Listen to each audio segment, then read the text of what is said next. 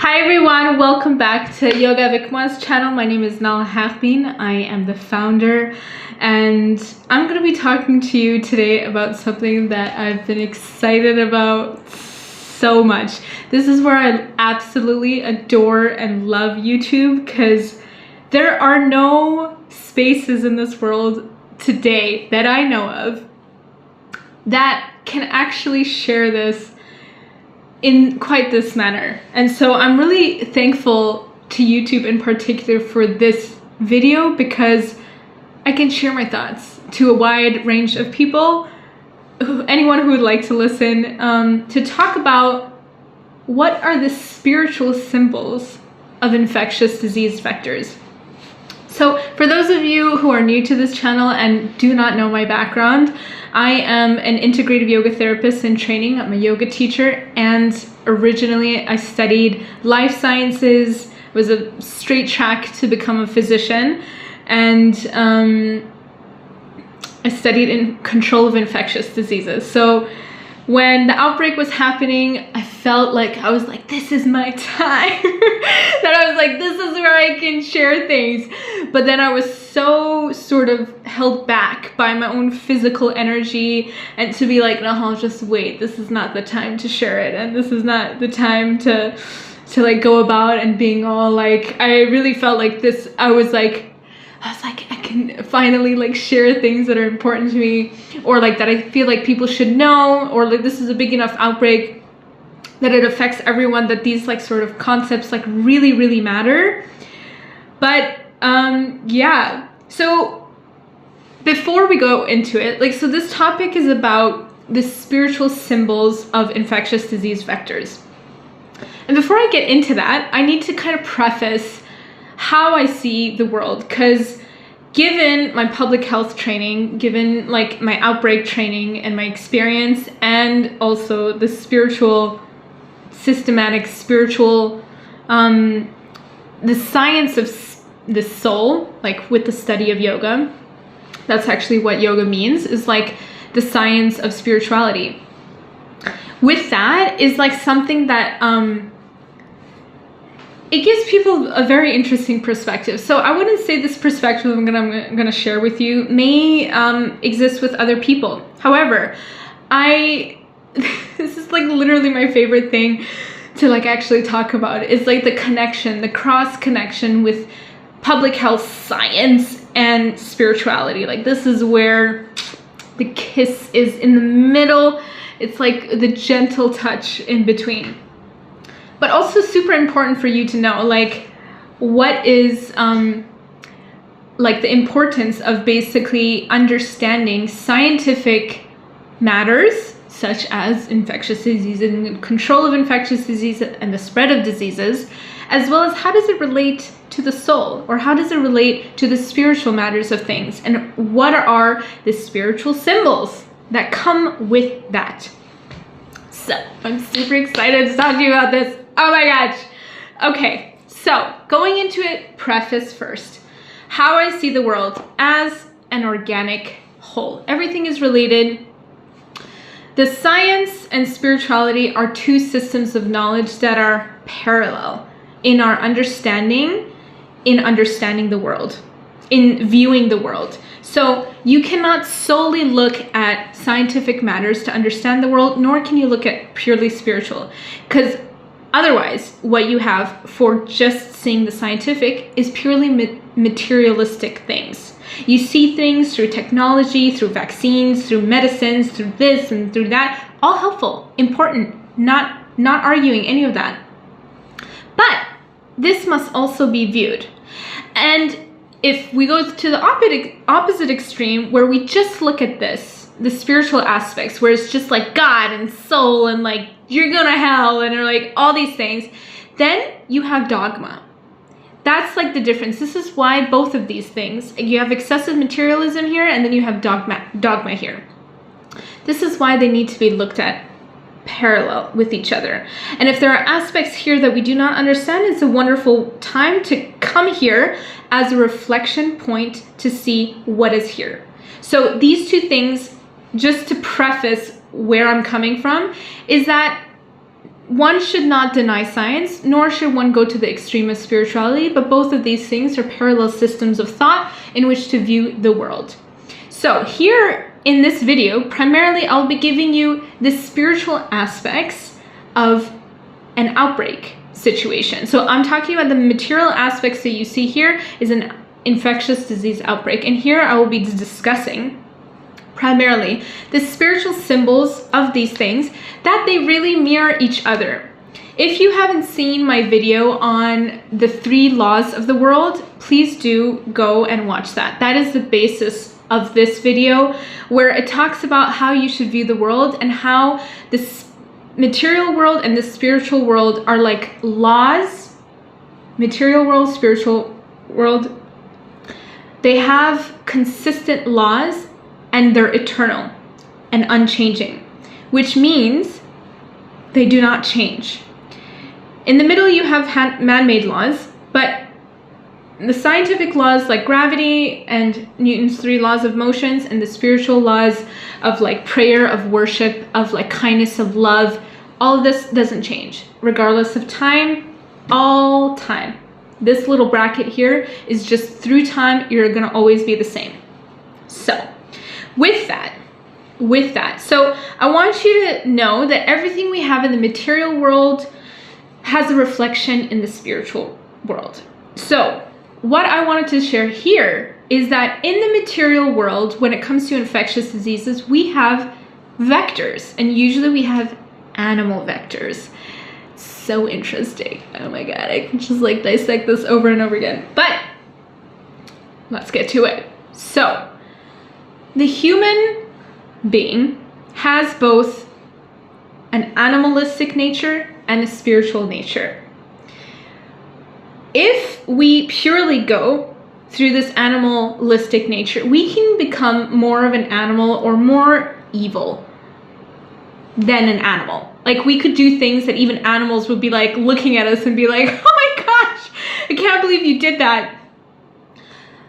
Like, so without this spiritual education, the spiritual aspect of humans, we could really like just sink low. So for an animal, it is praise is just what they are. They are just animals, right? Whereas for a human being, it is not praiseworthy to act like an animal, because we are of a higher species, and this is required of us to kind of demonstrate our perfection, which is the spiritual nature.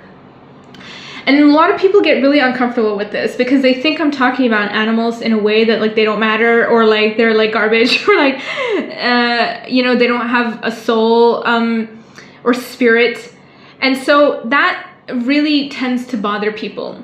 But what I want to share here is that when it comes to spiritual matters, for instance, like in the spiritual realm, humans are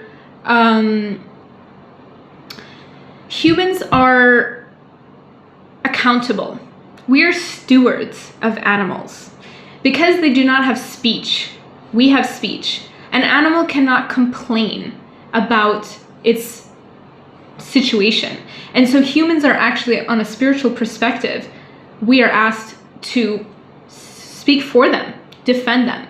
So if in terms of the accountability in this life, we are screwed, humans are screwed if we do not take care of animals. However, animals do not get a punishment if they go kill another animal and just eat food. Like, that's just what they do. You know what I mean? So if we are unjust to animals, we have that spiritual responsibility because we are the stewards of animals to protect them.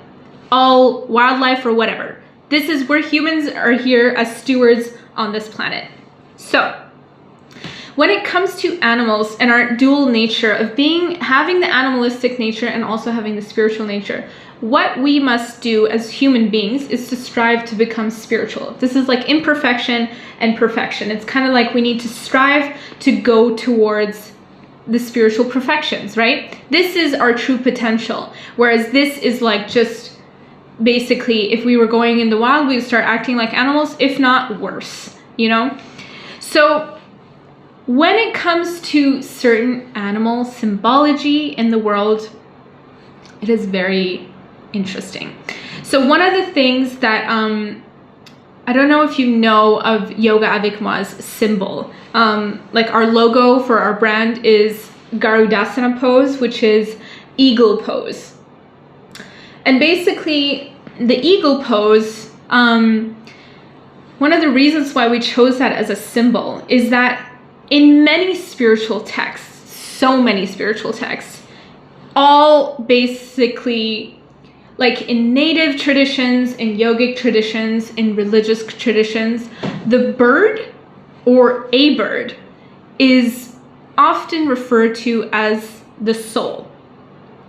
And an eagle is the highest of them all, meaning that it's usually perched on this on the highest tree. It has the greatest horizon, and it also is carnivorous. It eats meat. And so it doesn't eat like seeds and fruits like the other smaller trees. It's like it requires meat. Like it's a meat eater, right? Like it can eat like a mice, like, or it can like literally have to watch your babies so an eagle doesn't like claw it away, because it can take quite, like it could take away a baby goat, and a young child 2 or 3 years old, like it could take it away. So the eagle symbol is it's like the highest caliber within the bird kingdom, right? I'm sure there are other ones, like the hawk is really, really beautiful, that it's like it can see further distances and it can go further distances than an eagle, but the eagle is the most beautiful. It has the most beautiful plumage, and let's just say it's like the king of birds. Although in other circumstances we have the phoenix and stuff like that. Let's not just go into that. That's why we chose the eagle as our logo, is because it symbolizes the highest bird in the bird kingdom, like the highest species, like the most advanced. So essentially with that logo, what Yoga Avec Moi is trying to do is to kind of like develop your soul's potential, your spirit's flight, like an eagle, like the highest of its kind. So that is something why Yoga Avec Moi chose like the eagle as its symbol. So how does that relate to infectious diseases and like the spiritual symbols of infectious diseases? Something that I want to share with everyone is that at least with coronavirus, we do not know yet, at least to my knowledge at this moment, what the origin animal is, which is a vector. And for those who don't know, a vector is basically a species, like a middle species in which it gives the disease to humans.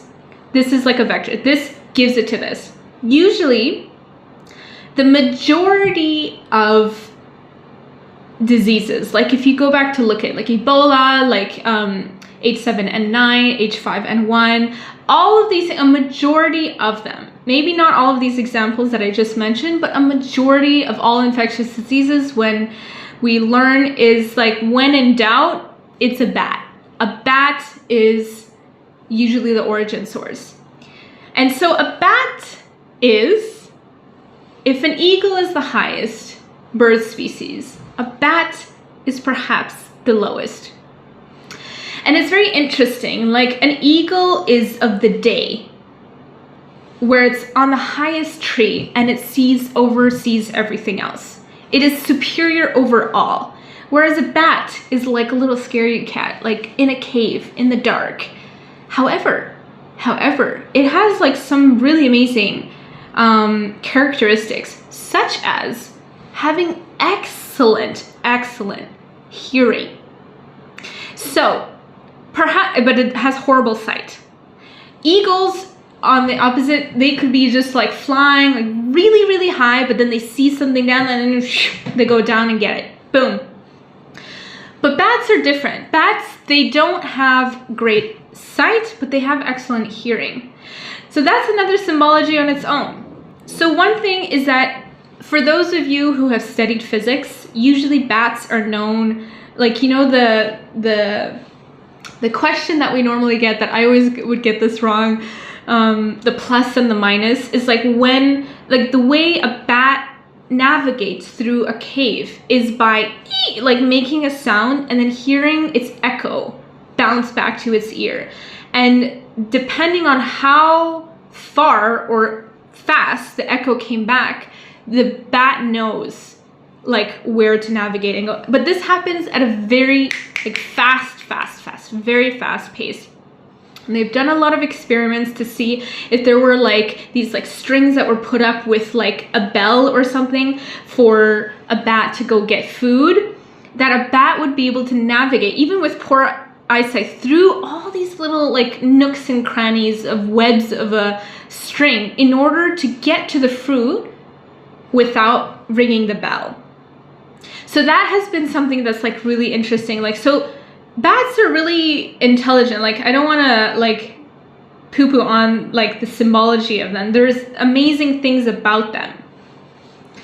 However, this symbology of it being of the night and then eagles being that of the day, in a sense, in many spiritual sort of symbology, the night is known as the shadow of a human. The shadow side of human, the evil side of human, the side that has not been enlightened. That's why dawn is like known often in religious texts and histories, that it's the best time to wake up because you literally witness the earth, the surrounding, going from darkness to light. So for humans to have the exercise, to be able to, and have the practice to constantly look at night turning to day, day turning to night, these times are usually like indicative. So, because it's like reflective of our inner lives, looking at the darkness and going into the light. This process is literally us going from the animal to the spiritual, imperfection to perfection, the bat to the eagle. So, having the innate capacity of hearing to having sight. So, what is so beautiful, like, of humans also, hearing is something that you have within the womb. You have this quality. You can hear this world even when you're not even born in this world, but you cannot see. You do not have sight, but you have hearing. So you can always kind of almost hear your way back to the spiritual realms, but you might not always see. You might be blind to it. So sight is actually known as a superior quality in terms of its senses that we have, like touch, taste, smell, all these things. I would say that for hearing and your sight, perhaps this is a development. You're almost gifted by default. You're always given hearing, so you can never not hear source, or you can never not hear where you need to go back to. So even the bat is given this like quality, which if anything, it's like heightened because you're blind, that you can always hear. You can always navigate through your journey, through your life in a cave, in absolute darkness, just by sound, even if you lost your sight.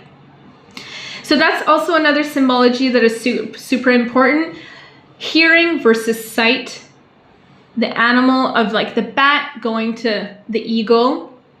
And so a majority of all infectious diseases stem in the bat. So here we're talking about the spiritual symbols of the bat. I mean, we just explained all of this context to really just get to this point, right? To talk about like, what does that mean? Oh, I get so excited. So what we're talking about when we talk about like even the symbology that we have, that like even this practice of going to find the origin vector of where is it that we have had this disastrous, this monstrous sort of like human life like situation. It originates in our shadow. If we're talking about a bat as like our shadow self, our shadow human, this is where all of our issues originate. So when we talk about an infectious disease happening, what is so beautiful is that anytime you see an infectious disease happening, its core issue, core issue.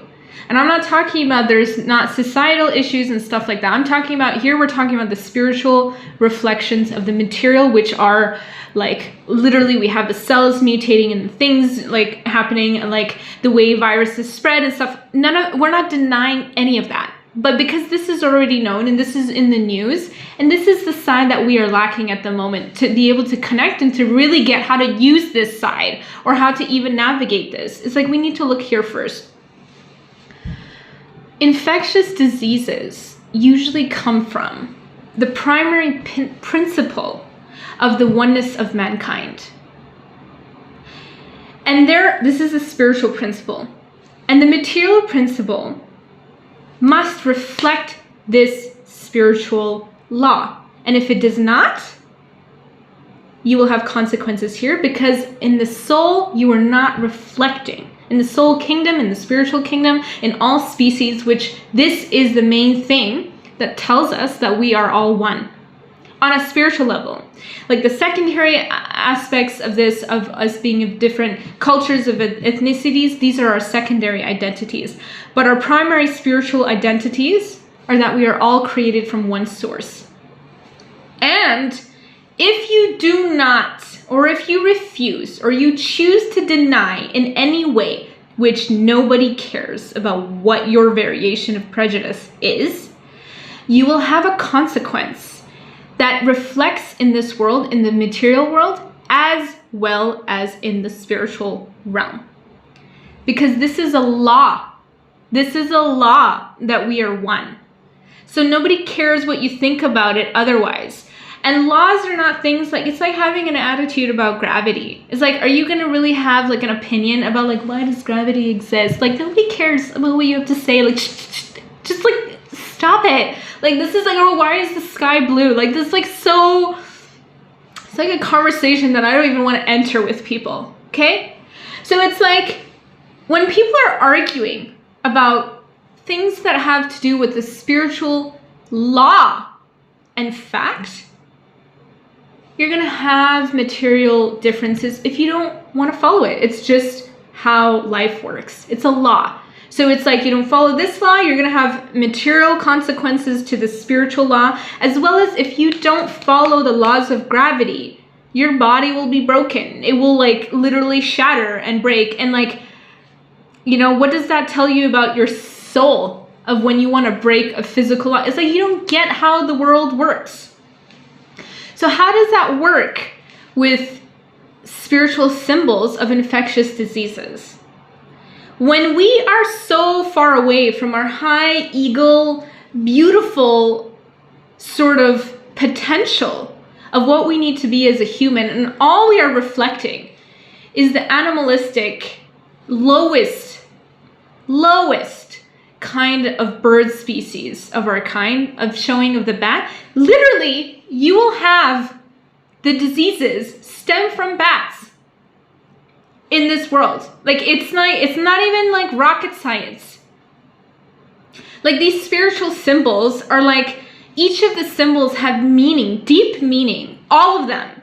Like why, like this whole idea of like wearing a mask, covering your mouth, like being mindful of your speech, when like it doesn't matter what you have to say. It just matters for you to obey the spiritual laws and the material laws. It's like nobody cares. Or like the aspect that we have to like separate. Isolation. What does that tell you about this spiritual reality of humans? Is that physically you will literally be shown what it means, what is happening in the spiritual realm, which is that you are divided. If you must isolate in this world to be safe, imagine what your soul is giving you the signal of, is that we are no longer understanding this oneness of humanity and really using it in our actions. And this is what's causing absolute chaos in our life, is when you're going to the opposite extreme of like, you're not showing the oneness of humanity and you're going to this material and you're just enjoying your prejudices, you're staying in the darkness, you do not want to enter the light, you're refusing to enter the light for whatever reason, nobody really cares what that reason is.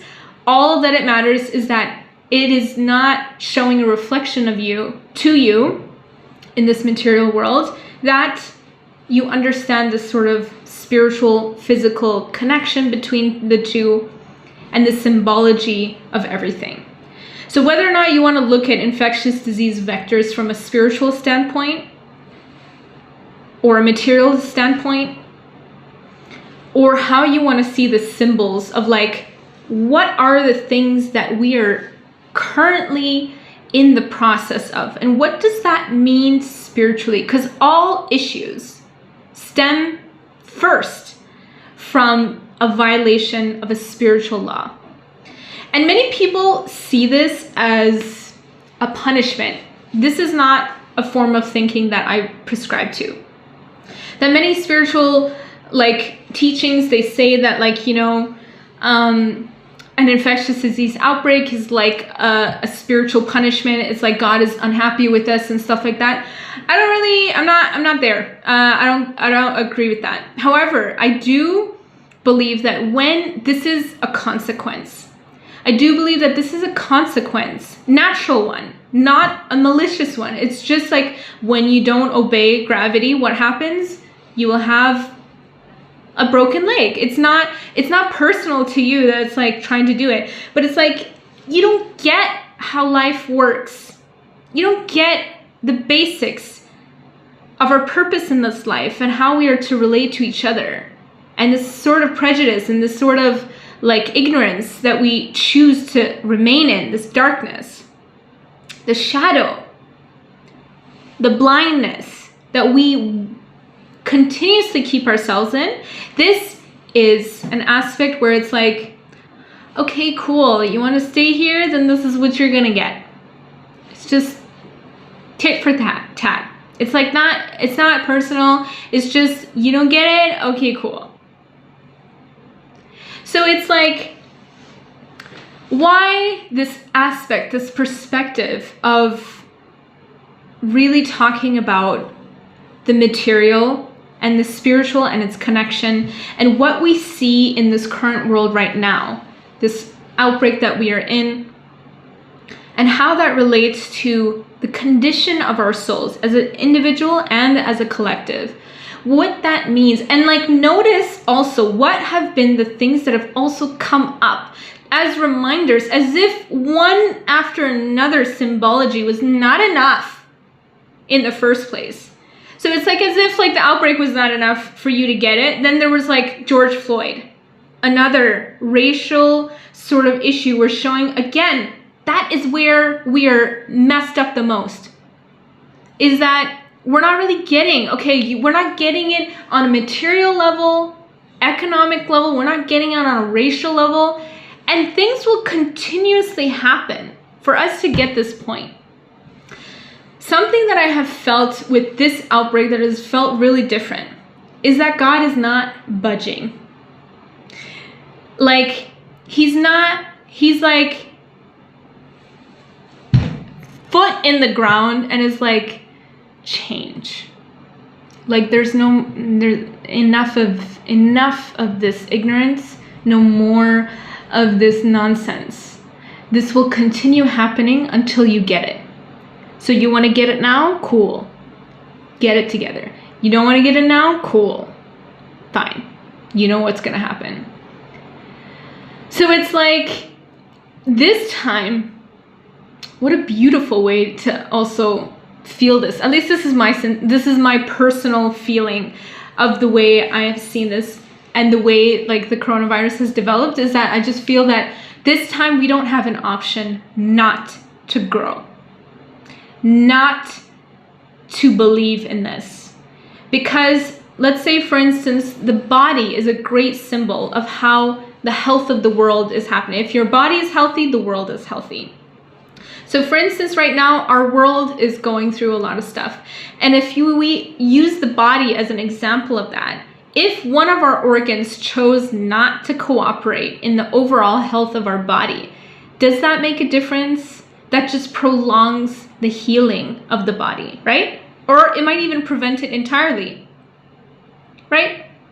So it's like something that we really need to be mindful of, like when it comes to like this sort of thing, that this time we don't got a choice. So what does that mean personally for you? What does that personally mean for me? I have had to really ask myself these very difficult questions. And any issue that I've had with race, any issue that I'm just like, everyone usually knows what it is for you, what it is for me. If like I ask you, what is it that you need to change? I guarantee you know the answer. So, how are we going to get there? How are we going to get from that uncomfortable truth that we already know to the place of these laws that are not going to change anytime soon? In fact, they're unchanging. They're not going to go anywhere. So we are the only ones that need to change. What is the method? What do you need to do? How do you need to think to go from here to there? How? Primarily, it has to do with change and resisting change or accepting change. Almost all of it boils down to this. If you resist wanting to learn a lesson, it will take longer. If you're ready to listen to the orders of the world, get it done. Just do it. All of us need to do it. This is not an individual effort, so I am also speaking to myself here. This is a wonderful reminder for myself for how this is a duty that each of us needs to do. So, what is that thing that you need to do? Write it down. Write the list down of the things that you know you need to work on, the people that you need to forget, forgive,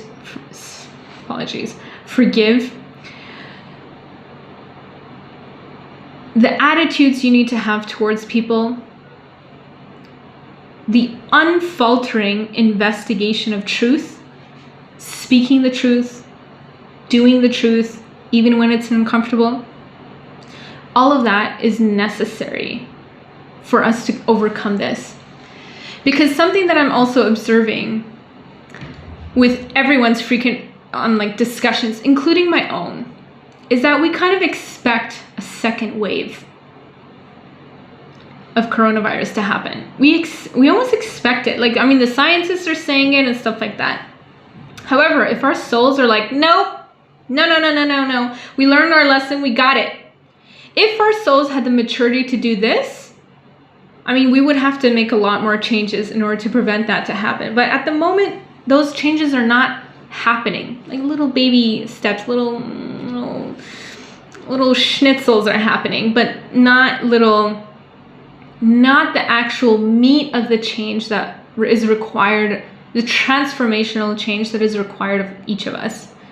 So this is just a couple, very tiny glimmer of the spiritual symbols of a very big, both material and spiritual issue.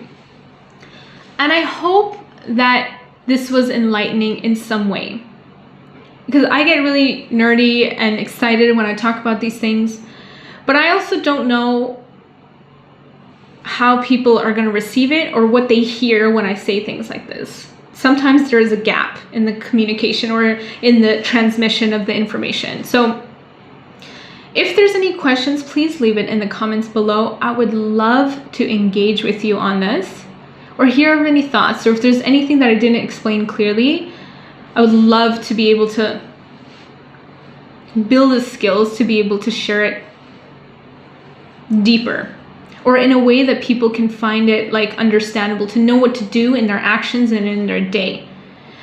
So that is all we have for today. Let me just double check. Yes, that's it. So I hope you like this video.